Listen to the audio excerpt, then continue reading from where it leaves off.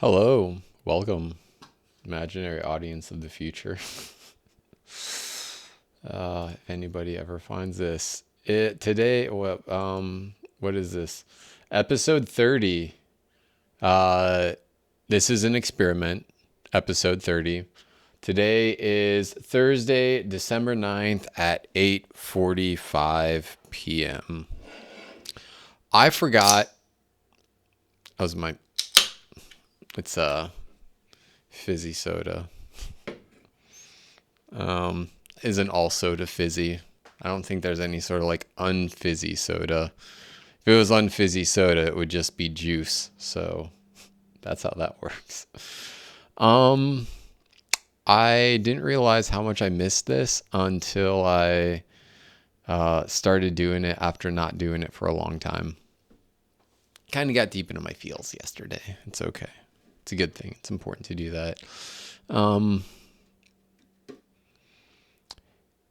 And what's really just been on my mind a whole lot, I don't even really remember what I talked about yesterday in episode 29, but here we are on episode 30. I mean, that's kind of the point, that it's just whatever's going on in my world. So what's going on in my world is this whole the whole kind of worldly experience, the whole like having stuff and going places and seeing things and doing things and acquiring all of these experiences. And it's like, what's the point to doing all of that? Really, what's the point? You want to go see the beautiful beaches in, some random tropical destination. Why? Because it's fun. Okay, why? Because it's pretty. Okay. And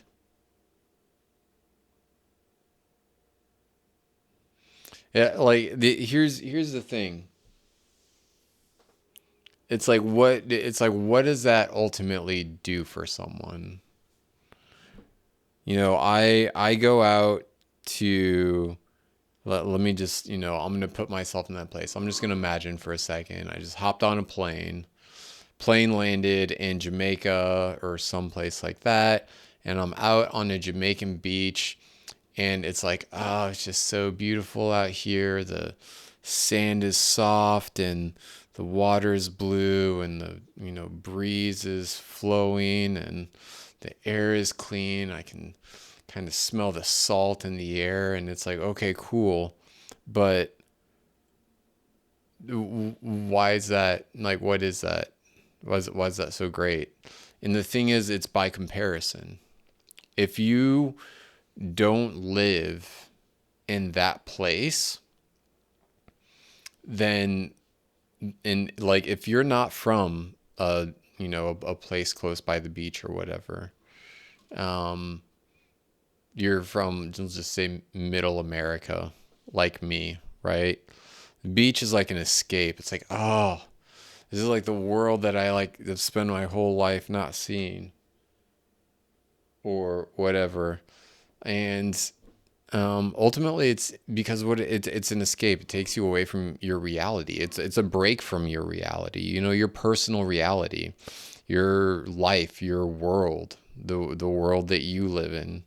The world you live in is different than the world I live in, is different than the world my next door neighbor lives in, because ultimately it comes down to, how we perceive it. What's our perspective? We live in different worlds despite being in the same physical world. Like our realities are all just completely different. And one of the things that I got to thinking is the only reason that I feel like I have to go somewhere and have this experience is because, I mean, sure, yeah, it looks cool and fun and all of that stuff, but it's like, I feel like I'm missing something, right? There's an element of life that, like, you haven't lived until you've gone to a tropical beach, or you haven't lived until you had, gelato in an Italian villa, or you haven't lived until you ate, grasshopper in Indian market, whatever. I don't know. Like, you haven't lived until you've done this. And it's like, oh, I guess I have to do that. Otherwise, my life isn't complete. Right? And it's like all of these worldly experiences. Go to all of these places. Do all of these things. Run with the bulls, ski down the mountains, hike up the mountains. Like, go to the, green pastures of Iceland, or the icy tundras of Greenland, or, right? I don't know. Is that how it works? All of those things. Go ride a jet ski through the, Mediterranean Sea. Get a jetpack and fly over Dubai. All this shit that people do. It's crazy. I mean, I'm sure it's cool, but I mean, at the end of the day, why? Why? That's what I'm fascinated, is why are people so compelled to do all of this stuff in the world? Why are people so compelled to do it? Why is it such a strong desire to go to other places and do other things? I mean, if I had to guess, it's because of the novelty, to escape the humdrum of life, right? What do I mean by that is, if you've got a life where you wake up, you do something, you go to work, you get off of work, you do something, you go to bed, you wake up, you do something, you go to work, you do something, you go to bed, you wake up, right? And you just got that cycle. Like, so many people live that life. Not that there's anything wrong with that, right? Nothing wrong with that, okay? If that's the life someone wants to live, there's, who's to say no? And that shit gets old, and it gets old pretty quick. And so, and there's no novelty anymore. There's nothing really to enjoy. And so and this is just my own musings at this point, based on absolutely nothing than my own thought experiment. But, well, the only thing that I can imagine is that people do this because they need an escape from their reality. All of these worldly experiences, we'll call them, right? Or virtual reality experiences. And when I say virtual reality, I don't mean like a headset with a, 3D image where you're playing games and all that stuff. I mean, even Facebook is a virtual reality. The internet is a virtual reality. It looks like reality. It looks like reality, but it's not reality. It's not real. It's an image of reality, maybe an imitation of reality.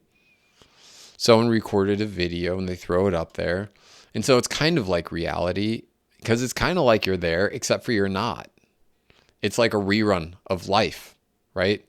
You look at all the videos that people post of all of their experiences, it's basically a rerun of their life. It's a memory that they captured. And they're like, hey, everybody, this is my memory.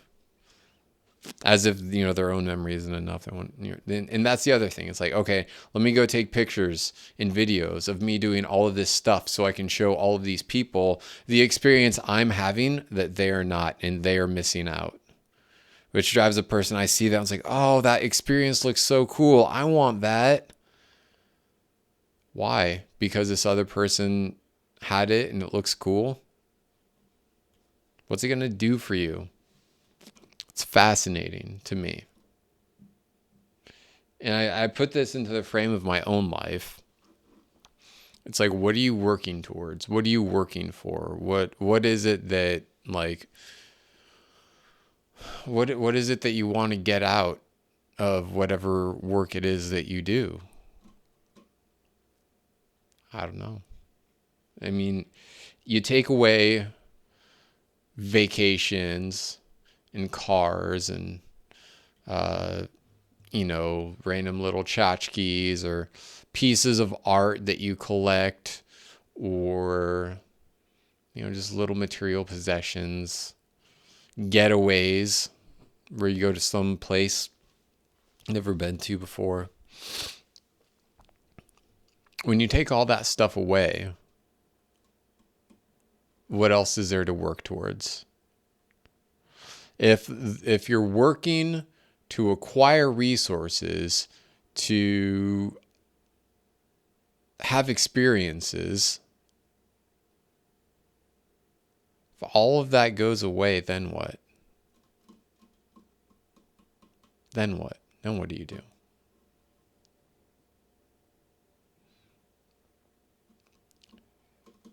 As I talk about this and I think about it, one of the thoughts that comes to my mind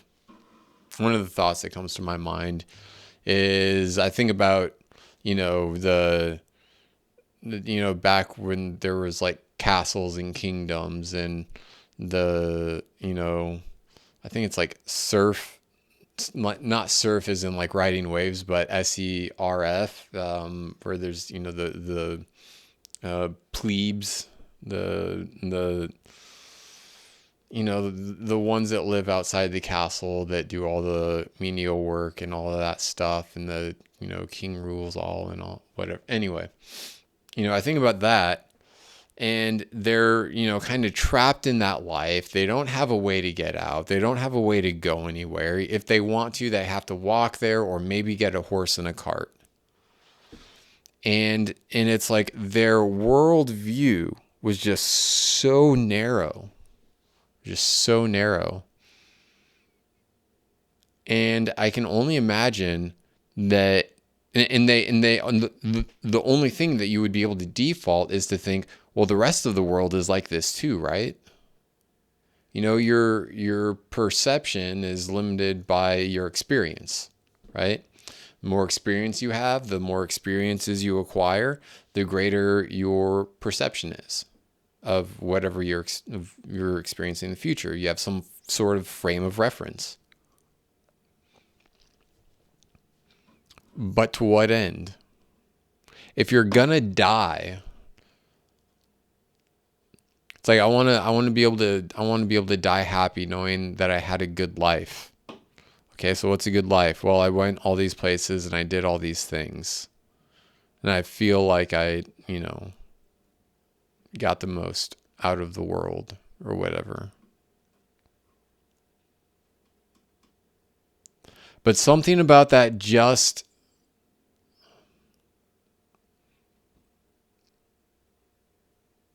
it feels empty to me. And I don't know why. For so many people, that's what the fulfillment is, right? But I mean, hedonistic adaptation. It's really cool until it's not, right? That's basically what hedonistic adaptation is. It's really cool until it's not cool. And it's like, okay, it's the novelty has worn off. I mean, that's what it's all about, is chasing novelty, new experiences. Because when you get a new experience, when something is novel, it's like that. It brings out that childlike wonder almost. That's probably the best that I could classify it as, is because when you're a child,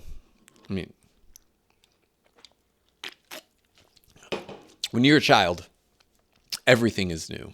You haven't experienced anything yet, and you're just like a sponge. That's why do you think kids' eyes are always like, babies' eyes are so wide? They're like, they're just like, they're taking in everything because they don't have, it's like everything is new and everything is novel.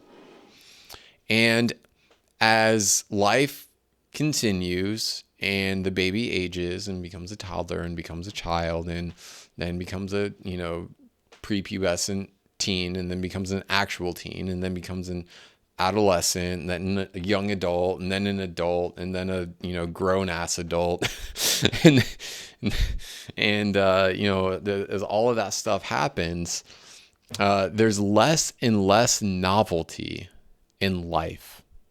Novelty starts to go away because you see the same shit over and over. You see the same people over and over. You do the same stuff over and over. And the more time you spend in the world, the more of the same you start to see, unless you go outside of your, personal bubble of reality, is I guess what we'll call it.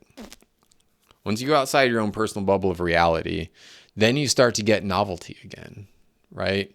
As I say that, what I'm thinking about is going from high school to college, right? And the reason I say this is because mostly people, when they go to elementary school, middle school, high school, or at least this is within the context of the United States because that's my experience. They go with the same. They go to school with the same group of kids in their elementary school. They have their class, their group of people that they're going to school with. And they go to middle school, and then some of the elementary schools all merge into the middle school. And so it's like, oh, okay, there's more people. Okay, cool. And then those are basically your class. And then you get to the high school and maybe it combines a couple middle schools, or maybe you're in a really small area where it's like the elementary school, the middle school, and the high school are all kind of just like the same people. And so you go to like school with the same people up until the end of high school. And then if you go to college, it's like a whole new set of people. And not only that, it's a whole new set of people without adult supervision. When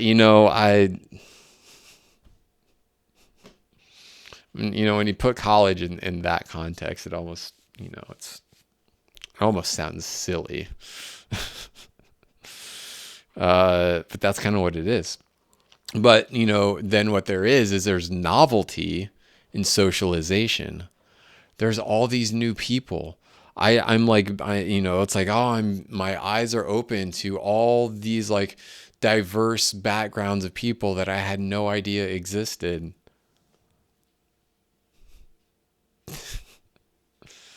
Man, that's novelty, right? And then there's, new experiences, and, you learn stuff, right? Learning is a novelty, right? And it's like, but again, it's like the more you progress through life, the less of this stuff is novel, right? It's just like, oh, okay, yep, been there, done that, seen that. Okay, yep, been there, done that, seen that. Yep, been there, done that, seen that. And it's like, okay, so what's new? There really isn't anything new. So the only thing that changes when someone experiences something new doesn't necessarily mean that it's entirely new. It just means that it's new to them. It's novel. It's a novel idea that they hadn't considered yet. And that's what makes it so fascinating, because it triggers that part of them that misses the simplicity of childhood. I mean, look, to say that, now, I can't think of any adult. I mean, like, I miss the simplicity of childhood. I mean, were kids mean to me and all that stuff? Yeah, but there was something, simple about it. It wasn't so complicated. And there's something, I hate using the word magical about it, but kind of, yeah. When everything in the world is new and exciting, and you grow up and everything isn't so new and it isn't so exciting anymore. And then it just gets like, there's nothing new. There's nothing exciting. Life is just one big long, oh, I can go to the Caribbean Sea and jet ski? Fuck yeah. Okay, life is exciting again. Life is exciting again. Oh my gosh, there's different people and different rocks and different, like the water tastes different. And well, I guess it kind of depends on where you go. You may not want to drink the water there. You could get sick. But yeah, that's what it is. And then you go and you have this like life-changing experience, and you get back and you tell all your friends like, man, that trip changed my life. Like I was sad and depressed and just kind of like apathetic and complacent. And then I went jet skiing in Jamaica, and man, my life changed, until it fades away and you settle back into your life, waking up, doing something, going to work, doing something, going to sleep. And you keep doing that until the next time. Oh, I get to travel again. I'm going to go to Europe and I'm going to go hiking in the castle trails. I don't know. I don't know if those are a thing. I've seen pictures of castles on the internet. And then you go out and you have this novel experience. And you come back. Oh my gosh, you guys. I went hiking in the castle trails in Europe, and man, shit changed my life. Did it though? Or did it give you an escape from the humdrum life that you found yourself in? And then there's, the nomads. More frequently the digital nomads, the ones that work from a laptop and they work from anywhere. Maybe they'll work from a beach or a mountain cabin or an RV in the desert. Because they love traveling. Traveling is awesome. I love traveling. If I could travel for the rest of my life, I would do it. Because they're hooked on novelty. That, is one thing. I'd say, well, you're addicted to, novel experiences. You just want more and more new stuff. You want a new experience. You want as many new experiences as you can possibly get. Let me just collect all of these experiences and put them in my bag, and I'll hold on to them.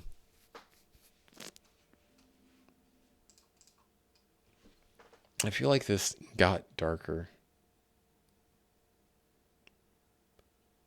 I don't know what that was about. Maybe it's just me. I don't know. Is this better? Imaginary audience in the future. Does this look better than it did before? Let me bump it up a little bit. Let me know in the comments below. It's a joke. I do live streams. It's like, let me know something in the comments below. There's nobody watching this. Not right now, probably not tomorrow, probably not in a week, maybe not even a month or a year. Fuck, for all I know, this could get lost in the recesses of the internet for literally ever. Literally forever. This can be stored on a YouTube server. No one ever finds it, ever. And it's kind of like my own little Easter egg to the internet. The life of David.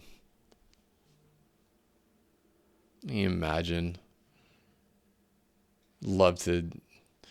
Yeah, because I feel like no one's going to see this in my lifetime. I'm going to do this for the rest of my life. No one's ever going to see it. And then I'm going to die. But at some point, distant future, someone's going to be combing through the archives of YouTube.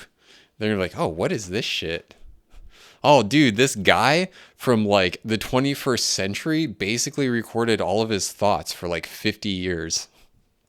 You guys, you got to watch this shit. I wish I could be there for that. I wish I could be hanging out with you, imaginary audience of the future. But yeah, it's that sense of novelty and just chasing it and chasing it and chasing it. Because whatever it is that you have in the here and now just isn't enough for you. I mean, just try owning that for a second. Just consider that. Just consider that. Imaginary person watching this. If you get triggered by me talking about traveling and all of that, and being addicted to traveling, being addicted to new experiences, being addicted to novelty, consider that for a second. What if that is the case? What if the reason that you're always chasing after new experiences and going to all these places and acquiring all this stuff is because you feel like what you have and who you are isn't enough to make you happy? Yeah, can you imagine that? The reason that you're not happy is because you feel like you're not good enough for yourself. And because you feel like you're not good enough for yourself, you have to go and acquire all sorts of things that give you an increased sense of perceived value. What do I mean by that? Okay. Well, I mean, that's basically how we assert our position in society, is some amount of perceived value, right? I have XYZ value to offer, therefore I'm a, important member of society or some shit like that. But if you feel like you don't have any value in and of yourself, you don't feel like you're good enough for yourself, just being yourself for yourself as yourself, and you don't feel like you have that value, then so how do I go increase my value? Well, I go acquire experiences so that when I'm at dinner with people, I can be like, when I was in Jamaica jet skiing on the waves, I had this insight, I had this breakthrough that, water is kind of like life. And, you can ride the waves of the water on the jet ski, and, you can ride the waves of life with your body. And it's like, it's like, that's some bullshit. But, it's like, that's exactly what it is. Let me go acquire, experiences and all of that stuff so I can be like, look, I have value. My value is bleh. Insert value here. Why? Because you don't feel like you're good enough for yourself as yourself. That's the true challenge. Isn't that the true challenge in life? What's the real challenge? That's not the real challenge. There's a lot of challenges. There's a lot of real challenges. What's another real challenge? The real challenge that I was about to get to. The real challenge in life is existing in the world without being sucked into its vortex. Because it's like, and here's the thing, it's like everybody wants to know about the truth, right? What's the truth? Well, what's your truth? That's the only one that matters, what people say. There's no way any one person can know a truth. Like if this is where it can go any number of ways, is that it's like all of us are here as data collectors. So, all of us little human spirits, we come to Earth, we have all sorts of experiences, we collect data, and then we die. We take that data back to wherever the fuck it is that we came from, our little spirit home or whatever. Say, hey, here's all the data I collected. And then back in the headquarters, they say, all right, little spirits that went to the planet Earth and collected all this data. Now we have some information that we can analyze so we can determine what the truth is. I don't know. It really is. It's this question of why are we here to experience it? Well, we're here because we wanted to be here. Doesn't matter what spiritual, ideology someone attaches themselves to, ascribes to, or subscribes to, whatever. Doesn't matter what spiritual ideology it is. It's most of them are going to say you're here because you chose to be here. You're here because you wanted to be here. And that's why you're here. Because you wanted to be. You don't know why, because all of that shit happened before your life force was siphoned into a flesh body that landed on planet Earth. You don't know, like by the time you're born, you forgot all of that shit. So what do you know, can you remember? Is it possible to remember? I mean, by the time you get here and you go through all this shit, like there's no possible way to objectively determine what's true. You can't. There's no way. There's no way to identify the absolute truth. There is no such thing as truth. I would argue there's no such thing as. I mean, you could say that there is a truth, but there's no way that anybody could know the entirety of the truth, whatever that may be, because it is so.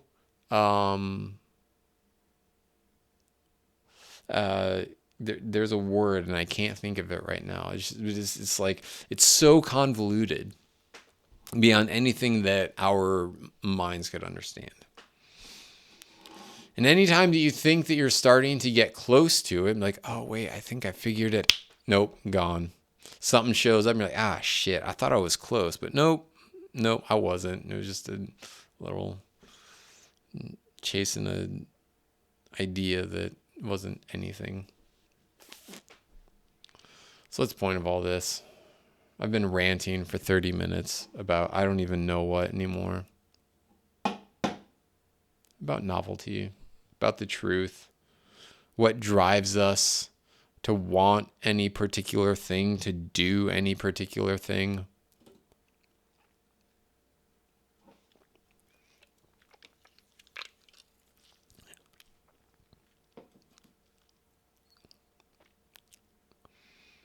I think it's, I imagine you being a cave person. Caveman, cavewoman, we don't discriminate here. Cave person. I imagine being a cave person. And none of that matters. You know what matters for me being a cave person? Do I have food to eat? Do I have shelter from the cold? That's all that matters. And then when we got past that point, it's like, oh shit, we can feel good stuff? I don't even think it was that. I mean, I'm sure cave people knew how to feel good things. Neanderthals. It's like, where... I don't think it's as much about what's the point as much as it is about how did we get here? How did we get here? And I don't mean how did we get on planet Earth, but I mean like...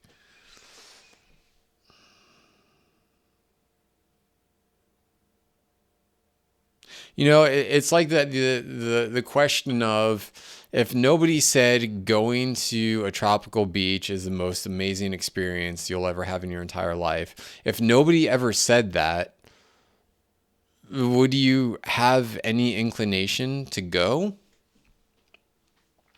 If nobody said that the beaches of whatever are absolutely beautiful, then how would you know to call that beautiful?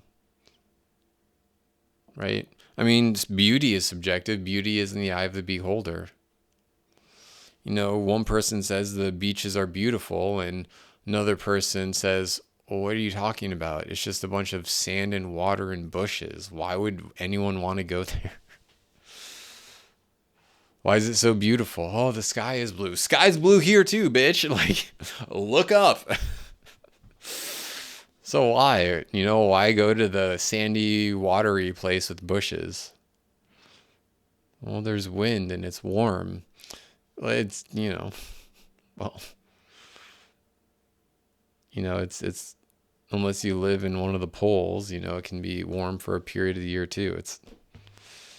It's going to a warm beach in the middle of winter when you live in northern Michigan or Minnesota, Wisconsin, Iowa, hell, Missouri, Ohio, Montana, like basically any place north of the Mason-Dixon line.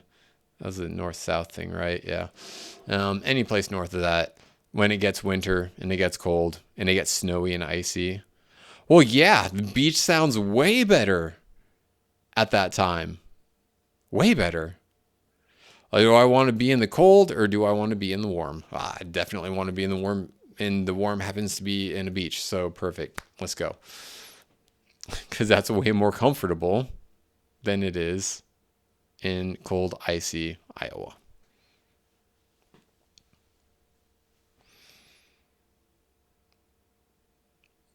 And so it's awesome by comparison, right?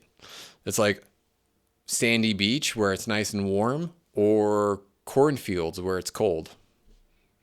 Sandy beach where it's warm. By comparison, it's a far better place.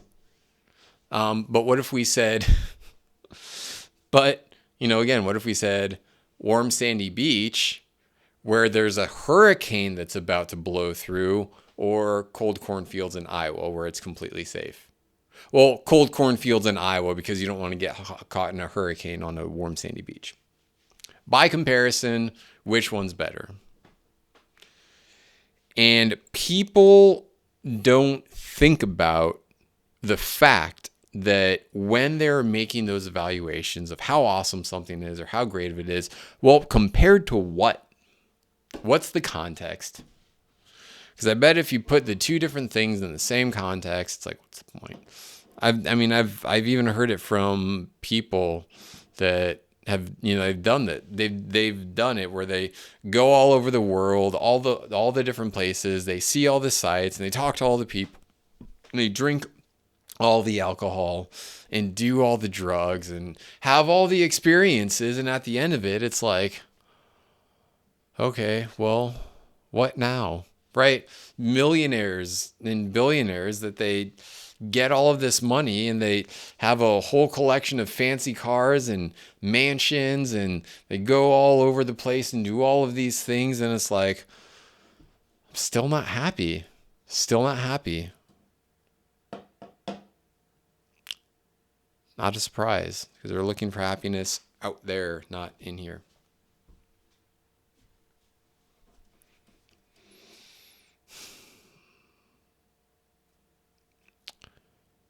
And for someone that hasn't had any of those experiences, they're like, what are you talking about?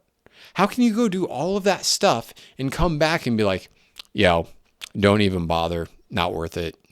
Just learn to be happy right now.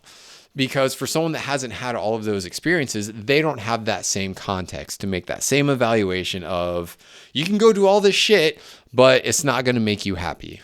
If you're not happy with yourself as yourself, then none of the other shit in the world is going to matter. All the other shit in the world is icing on the cake. If you haven't baked your cake yet, none of the other shit matters. If you're not happy with yourself as yourself, then nothing else matters. Oh, okay, I'm going to pause this and I'll be right back. Resume. I had to pause the thing. I wrote it down here on the sticky note. Can you read it? If you're not happy with yourself as yourself, then nothing else actually matters, nor will it change that. Nothing will change the fact that you're not happy with yourself as yourself. You're the only one that can do it. You're the only one that can do it. 40 minutes. Look, this has been fun. This has been fun. Okay. I don't even know what I talked about in this. Somebody dropped some notes. Somebody put notes in the comment section. Write up a Google Doc or some shit. I don't know. Send it to me if you want me to look at it. I will. Maybe. If I'm still alive. Who knows? Might be, 100 years in the future and I'm dead. Or it could be 100 years in the future and I'm still alive. Some sort of miracle, magic science makes it so that people can live to be, 150, 200 years old if they want to. Who knows? World's your oyster. Okay, that's enough of that nonsense. Today is Thursday, December 9th, 9:26 p.m. This is an experiment, episode 30. All right. How do I turn this off? Peace out.